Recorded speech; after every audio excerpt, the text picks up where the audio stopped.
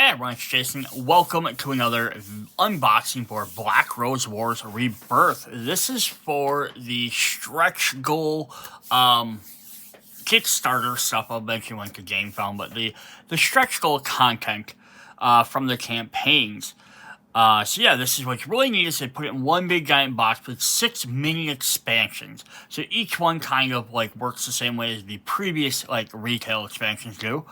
Same size boxes. They almost all have at least one mage in them. Plus then they have maybe a spell school of cards, or they'll have an avatar, or some other cool mechanic of the game. The box is also referred to as, so we can get this to focus, is ROTAS. Or ROTAS, which is the first name on there. So I don't know, it might be Italian. I'm not sure. I know it's Sador, which is the first one, which is the stretch goal box for the name of the original Black Rose Wars game. So Rebirth is ROTAS. It's kind of fun that it's going in backwards order. So I don't know if we'll get the other ones in there or if they are references to some of the other games or not. But yeah, it's a pretty cool big box. It stores all your things. It would almost have been neat if we would have had another box like this to hold the other campaigns. There are 3 more boxes that were the regular goals. And then, like, we had a couple of smaller ones. Would have been kind of neat if you just would have been able to, like, slide, like, the Apocalypse box in there and then, you know, like, something else, you know, then, like, one of the other ones. And then have, like, this. You could have had, like this one, like, other expansions, and then, like, even, like, the core set. Yeah, there's a really neat pictures on there. Otherwise, it's just a Black Rose. I don't think there's anything different on the bottom. Nope. So yeah, we'll hop through all 6 of these expansions. There's a picture on the inside, which is really cool. So this is just, I'm gonna flip these all around. And we'll have the 6 of them. Last Dynasty, Northwings, Antiquities, Once Upon a Time, Silk Road, and Madness. So, let's go ahead and hop into these. Hey everyone, it's Jason. Alright, so this video we are going to look at Once Upon a Time for Black Rose Wars. So this is a kind of an interesting one because the other ones are very themed in the ROTAS box here, like different regions or different areas or things we're fighting. This is kind of a little mismatch of fantasy characters. So it says, Hastur has come, and with him Magnus is poured in the lodge. Will the mages fight to keep their sanity, or used to come to the Yellow King, embrace and become his devoid servants? So yeah, what's interesting is because we're dealing kind of Once Upon a Time, so it's kind of hitting some like different fairy tale fantasy stuff. We're also just dealing some little mixed matches stuff. Let's take a quick look at what's all in the book to see what we're coming up against. So we're going to get 4 brand new mages, plus their personal spell cards, 2 forgotten spells, 2 more evocation cards, 3 more jinx cards, so 1 of the same card 3 times. We're getting a new Skull Throne Room, so it's always fun, extra different alternate rooms. We're also getting 16 chain quests. So the chain quests, as well as the avatar, which will be the next thing we'll look at, will be at the end. Since the mages we don't have a spell book, we'll just do them all in one video here. It'll be a little bit longer video. But we have the avatar, 30 command cards, and the yellow tokens. So we have our 4 brand new mages: Valencio, Bella, Malice, and Hogwarts. And then we have 2 more enemies. We have Gennara and Hastur. Plus we get some game upgrades. And then the rest of this will go over the avatar, so we'll look at that when we get there, plus some chain quests and how to do those. So yeah, pretty cool. First thing I want to jump into is let's look at our game upgrades. So we have our avatar board here. Let me flip this around so maybe it's a little bit better. So normally we have our little cubes that go in there to take place of for what we're doing. So now what we get these little scooch these out of the way, maybe that'll help focus this. So instead we're getting little moon tubes instead.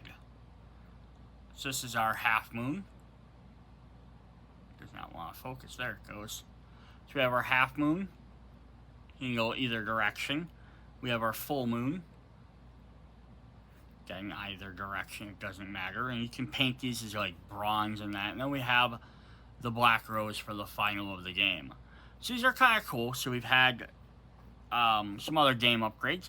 So just to see if you can slide these into the spot. Ooh, they fit a little bit tight. So I'm not going to force them in there right now. Yeah, so they're a little bit tight in there. But that's the idea of how they're supposed to work then. Is then you have them on your avatar board. So instead of having the little tiny cubes, which are the yellow, or kind of like silver, gold, and black one to represent your different stages, you put these on the board as a little bit bigger representation. Are they necessary? Absolutely not. They're just a fun extra cosmetic. And then if you're playing like a new scenario mode, you can move like that one there, move this one here, and have your different setups. But you can quickly tell. It doesn't seem to matter which way. They're a little bit tighter than the cubes though, or maybe these are a little bit loose or a little bit thin. But they'll get them in there. Might just need to work them in a little bit, and as they get worn, they'll work a little bit better. So that's pretty cool. Just an extra cosmic upgrade. The other cosmic upgrade we have is the Fireball Crown. So this is our first player token. So instead of passing around that little crown token, we just pass around this big ass miniature. And like here's a comparison of him next to a regular character. So he's actually pretty darn big. But yeah, this is also just a fun thing. Do you need to have this? Nope, you could pass around the little token. But this, again, is a little bit nicer. Looks cool on your table. Plus the fact it's easier to grab. So if I have to hand the crown to this player, hand the crown to this player, you can pick up this big, giant object as opposed to, as opposed to a little token you have to keep picking up. But again, none of that is necessary. It's all purely cosmetic. Alright, so let's hop into our brand new mages. We're going to start with the guy on the cover here. It's the big main one, Valencio. I got to flip this back around.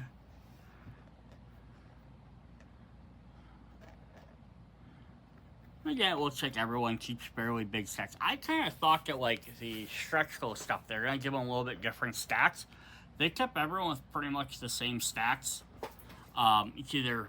It's all 2 attack. For the most part, every character's had 2 attack, 2 movement, and 2 quest. And that's either been generally 10 health and 8 cards, or 11 health and 7 cards. So very interesting. I feel like to an extent, if they would have made, I know in the first one they did eventually reprint some, where they had special abilities on the back. And if they did that for these cards, that would have made more sense. Like give them each like their own unique special trait as well. But yeah, just giving them all the same stats, as one stat's higher, one's lower than the other, kind of feel like, you could have just like had them all have the exact same stats and not had to have these cards out, I guess. We grabbed the wrong miniature. Alright, so let's look at what Valencio looks like. It looks like the reader of fairy tales. Here's his miniature. He is sitting on a treasure chest that has a ton of legs, which is walking him around. That's actually cool though. It goes all the way empty underneath. His little flowing cloak there. He's got a feather, or a butterfly on his head, not a feather. And he's got his book, of course, which has a star on one side and a W on the other side. W for wizard, maybe. Very cool. Alright, so he has W on his hat too, I guess. Alright, so what does his personal spells do? He has the 8 spells. Contingency spell that targets Mage. Heal 4 damage, gain 1 power point, draw 1 quest, and draw 1 Carpenter Grimoire. So very your self-centric thing. He does not hurting anybody else by doing that one.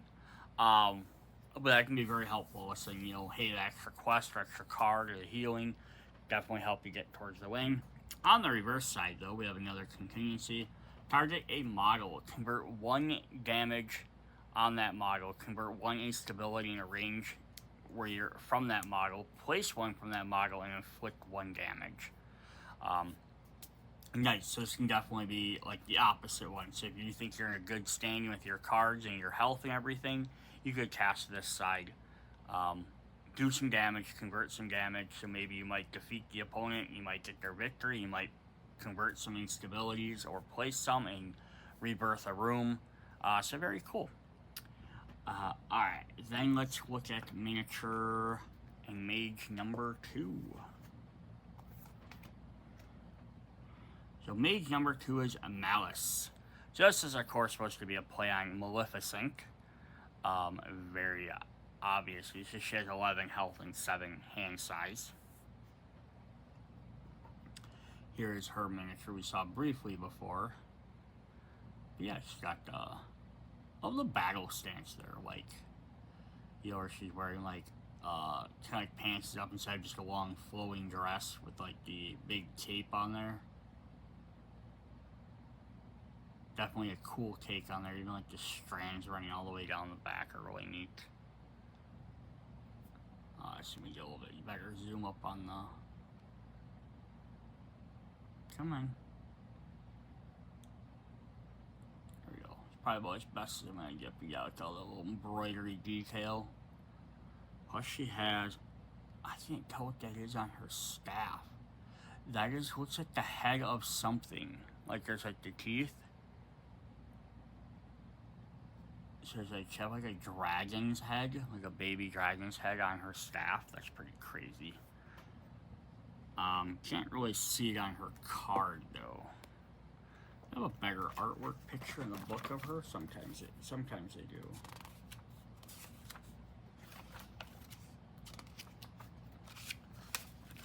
Just checking. Not really. They do have a different like sculpt for their model, which they're showing off, which might show it a little bit better than that, like a rendering. Yeah, so it's just a dragon head on her staff. That's pretty cool. The renders are always a little bit better than the miniatures, but these miniatures are definitely still incredible. Alright, what does she get to do? She has Mala. So, continue spell. Steal 1 point. Aside the spinning wheel jinx to the target, move yourself up to 1 space.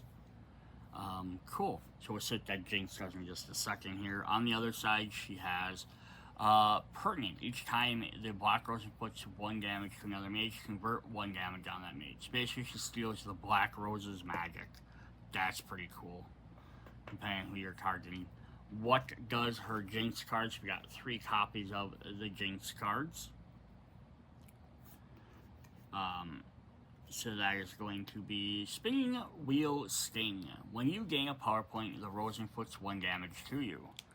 Nice. Whenever you gain points, it's going to stab you. And then when you're placing a cell, place 1 on the cards. It's going to happen until you die twice.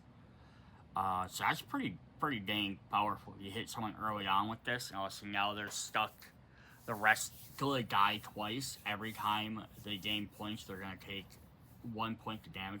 Now, I think it's anytime you gain points in a bunch. So if like you gain 5 points, you don't take 5 damage, you take 1 for gaining 5 points. But if you have a thing that's like gain 1, gain 1, gain 1, you're gonna take, you know, a point you're gonna take a hit every time you do that. And that's kind of neat, because if you inflict it and then you combine it with this one, so each time it inflicts, you convert it, so you could assign this to her by stealing 1 of their points and then inflict that to them. Then next time you can get this plague quick enough, you can inflict every time they gain a point and inflicts damage to them, you can then convert that. So you could be possibly just like definitely getting a good run at it. It's also fun because it's another jinx card. Is that if there are any other classes or characters that say play a jinx card, you can play this one as well. So it doesn't have to just be her card that does it. So that's awesome. Love more options. Alright, then we have Bella. Who I'm assuming is probably supposed to just represent one of the princesses in one of the fairy tales. I don't know if it's specifically supposed to be like Beauty and the Beast Belle, like Bella, or if it's supposed to go like opposite of Maleficent. They unfortunately don't really have backstories in the book, which I wish they did. That'd be awesome. Yeah, she has 10 and 8 for her health and hand size. Yeah, I think so. It's just kind of be like the magician's assistant type character. She had a big old staff there. Love the hooded cloak. She got some like padded chainmail on her, or padded vest, which is pretty cool. She's running around with some butterflies as well, or is that a? Oh, it's not a butterfly. It's like a fairy. See if we can get a better look at her face at all. Well, we did for a second, and then my camera decided to focus elsewhere. That's cool. Alright, awesome. We didn't look at her bag yet. Look at that. So yeah, she has like, the shoe out, because that's supposed to represent maybe like Cinderella and the ruby slipper, you know. So she's supposed to be kind of like a conglomerate of the Disney princesses. Like, well, I guess not even Disney, just fairy tale princesses. You know, she got Cinderella slipper. We have the spinning wheel, which goes with Aurora, Sleeping Beauty, which is Maleficent. But, you know, maybe like she has a little fairy, so that's maybe indicative like, you know, like Tinkerbell for like Peter Pan. So it's just kind of like a mixture of everything, maybe. Not really sure. Alright, let's look at her spells though. She has Elemental Sprites. This is a sponge, gets to play some little sprites. Contingency spell. Persistent. Each time you suffer damage, ignore one of those damages. Nice. So you basically target somebody else, and then every time they damage you, you ignore that damage. So next you piss someone off and they're coming at you. On the other side, we have a combat spell. Persistent. Each time you inflict damage with a spell, inflict +1 that damage. So great. So the other way, if you want to really make someone mad, just inflict a bunch of extra damage to them. Both interesting because neither one in itself does anything. They're all based off if you either take damage or deal extra damage. So they're neat little mechanics, but you gotta play some other stuff to basically get them going. Awesome. Then let's look at our fourth one. We have Hogwarts. So this was kind of like a jokey character they came up during the campaign. I guess enough people wanted it, they made it into a character. And now he's appeared in some of the other Nova Aetas Chronicle games in this series. I know he's in Blood. I'm excited, he's a vampire, or a hunter in Blood. Not a hunter, he's a trooper, rather. Yeah, so here he is. He's Hogwarts the pig. He's hanging on a wall. So I think he's kind of sort of becoming like their jokey, mascotty type character. I know in the first Black Rose Wars they made Dukas, which was a Spriggan, which is a little like wood goblin. It's like the male version of the wood. The fawns are not the fawns. The dryads, I think, are like they're like the male version of a dryad, I believe, if I'm right. Anybody who's dressed up like Mickey Mouse and Fantasia. And I think that was kind of like their, hey, this is kind of like our jokey, like, mascotty character. But then I think they realized, you know, hey, we really can't use Mickey Mouse too much. So we got away with it, but let's not push our luck. So that's why I think they created a new guy. But cool. So it's Hogwarts, too. He has Incanto Porconius. If you suffer damage to trap, you heal 6 damage. Nice, you take any damage, you heal some. That'd be kind of neat, because you could have this even set up, and you could purposefully walk into a room where if you know someone's going to hurt you, or get close to guys. On the other side, as a combat spell, heal 3 damage. The target evocation activates under your control and has +2 attack. Nice. Just the 3 heal is not bad in itself, but then also being able to take an evocation and do some stuff. That's cool. Awesome. Alright, then we have some forgotten spells. So we have Woodland Sprite. Summon Janaris. So Janaris is this wooded lady on a antelope type of thing. And she activates. On the other side of our forgotten spell, we have Persistent. Each time you enter a room, convert 1 instability in that room. Each time you enter a room, place 1 instability. Nice. That's definitely cool. Kind of fits in with Bella, with her ability to do that stuff too, a little bit. So there's her miniature. So I don't know if this is the character they came up with and they just decided,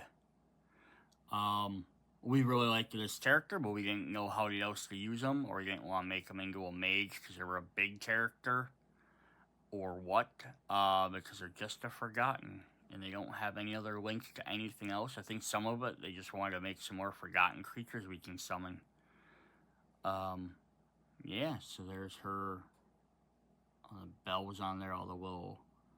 So, I mean, I used to having, like, all the little markings on there. Most things, whenever they have, like, markings, like tattoos or symbols, they're not on the character.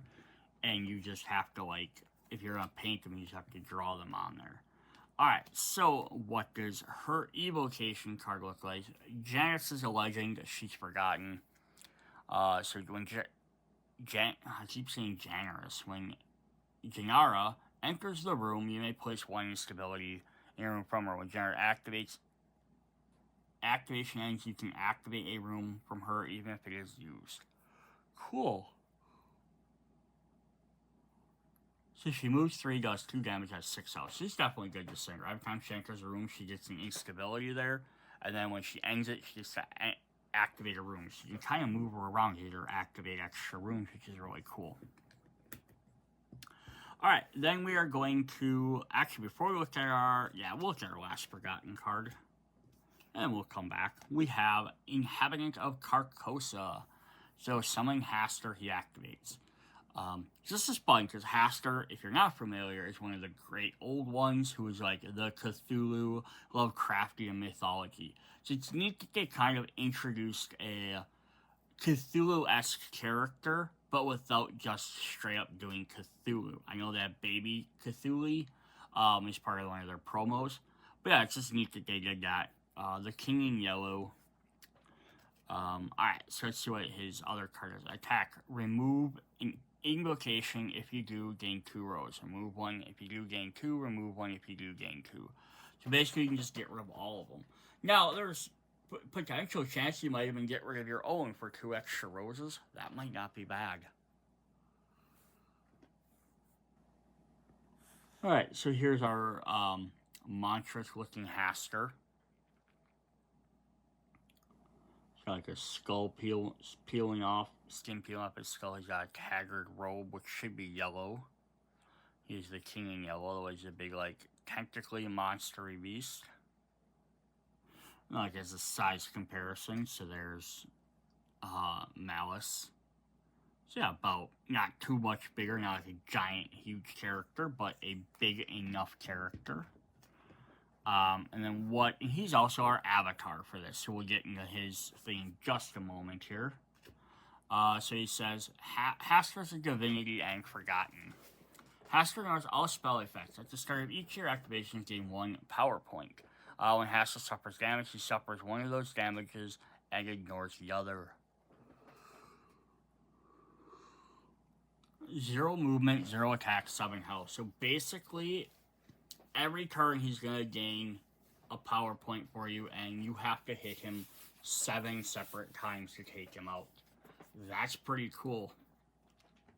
I mean, again, this could be a spell, though. It's like, if you had something that said, like, deal 2 damage, deal 2 damage, deal 2 damage. You could hit him each time, but each one's only going to do 1 damage each time. But that's pretty fun for a ability.